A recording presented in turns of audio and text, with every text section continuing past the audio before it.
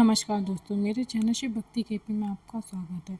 क्या आप भी करते हैं गलतियाँ एकादशी के दिन? क्या आप भी करते हैं इन चीज़ों का दान? तो आइए देखते हैं। अगर आपको मेरी वीडियो अच्छी लगती है तो लाइक करें और मेरे चैनल को ज़्यादा से ज़्यादा शेयर और सब्सक्राइब करें। और एकादशी के दिन भूल कर भी ना करें इन चीज़ों का दान, अन्यथा हो सकते हैं आपके कार्य खराब। बने रहिए अपने चैनल शिव भक्ति केपी के साथ। धन्यवाद।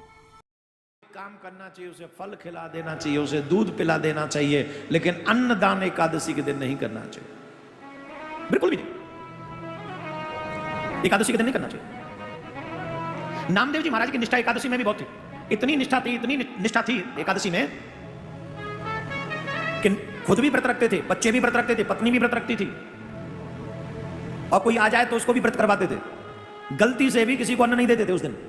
और कोई आ भी जाए, जैसे कि हमें भूख लग रही तो उसे दूध दे देते थे, फल देते थे, अन्न नहीं देते थे। एक दिन की बात महाराज, ये चर्चा जग विदित हो गई कि एकादशी कोई किसी को भोजन नहीं कराता।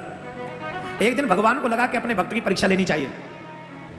अपने भक्त की परीक्षा लेने के लिए भगवान एक बूढ़े ब्राह्मण बनकर नामदेव जी के पास में पहुंचे। और बूढ़े ब्राह्मण बनकर जब नामदेव जी के पास में पहुंचे, एकदम बूढ़े, चला ना जाए ऐसे चल रहे थे, धीरे धीरे धीरे धीरे। और द्वार पर पहुंचकर कहने लगे, अरे नामदेव जी, हमने तुम्हारा बड़ा नाम सुना है, कुछ खाने को मिलेगा क्या? कई दिन से हमने अन्न ग्रहण नहीं किया है, भूख लग रही है, कुछ भोजन करा दो। अभी तो ऐसी स्थिति है कि अगर तुमने भोजन नहीं कराया तो हो सकता है हमारे आज कल में प्राण निकल जाए, अब ही प्राण निकल जाए। नामदेव जी बोले, महाराज कितने साल के हो गए? बोले 125 साल गए। बोले आज ही प्राण निकल जाए तो ज्यादा अच्छा है, आज एकादशी है, व्रत नहीं रखे हो? बोले व्रत तो नहीं है, अब आयु इतनी हो गई है, अब कहां व्रत रहा जाएगा, अब तो अन्न दे दो तो प्राण बचे। बोले महाराज हमारा तो नियम है, एकादशी के दिन हम किसी को अन्न नहीं देते। अरे तुम नहीं दोगे तो हमारे प्राण निकल जाएंगे। बोले तो अच्छी ही बात है, एकादशी है, आज के दिन तो भगवान के द्वार, धाम के द्वार खुले रहते हैं, चले जाओ। अरे नहीं नहीं नामदेव, तुम्हारा बड़ा नाम सुना है, क्या तुम हमें अन्न भी नहीं दे सकते, भोजन नहीं करा सकते? अब तो महाराज गांव के लोग भी इकट्ठे हो गए, कोई बूढ़ा बाबा आया है, ब्राह्मण देव कोई, और नामदेव भोजन नहीं करा रहा है। तो ऐसे समय में जब ऐसी स्थिति हो जाए तो तमाशकीन तो इकट्ठे हो ही जाते हैं। आगे अरे अरे महाराज महाराज महाराज, कोई बोले हम ब्राह्मण हैं, हमारे यहाँ चलो हम भोजन कराएंगे, कोई कहे महाराज हमारे यहाँ चलो। वो बूढ़े ब्राह्मण बोले भोजन करेंगे तो इन्हीं के यहाँ करेंगे, नहीं तो नहीं मरेंगे, इन्हीं की चौकट पे मरेंगे, इन्हें ब्रह्म हत्या लगेगी। अगर इन्होंने हमें भोजन नहीं कराया तो हम इन्हीं की चौकट पे मरेंगे और इनको ब्रह्म हत्या लगेगी। नामदेव जी बोले दूध पी लो। बोले नहीं, भोजन चाहिए। नामदेव जी बोले फ्रूट खा लो, कुछ फल खा लो। बोले नहीं नहीं, हमें तो अन्न ही चाहिए। बोले तो महाराज हमारा तो नियम है, अन्न तो हम नहीं देंगे।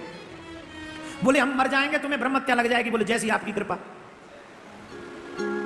आप जो चाहे सो करें। और हमारा ठाकुर जी आए तो थे परीक्षा लेने, जब ठाकुर जी लुढ़क गए ठाकुर जी, प्राण छोड़ दिए अपने।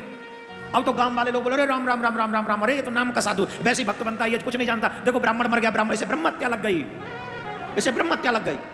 हम इसे अपनी समाज से निकालते, हम अपने गांव से निकालते, न जाने क्या क्या बोल दिया सबने। और नामदेव जी वहीं बैठ के नाम जपते रहे, सब बोल बाल के चले गए, उन पर कोई फर्क नहीं, वो बैठे रहे।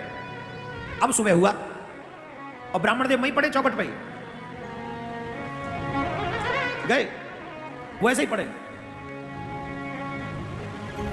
नामदेव जी सुबह हुआ, सुबह होते ही जब पारायण का समय आया तो अपने बच्चों को, पत्नी को बुला, इधर आओ। बोले हाँ। बोले देखो अब एकादशी हो गई पूरी। बोले हाँ। अब हमको लग गई ब्रह्म हत्या, भाई ब्राह्मण हमारी वजह से चले गए तो हमको ब्रह्म हत्या लग गई। बोले फिर?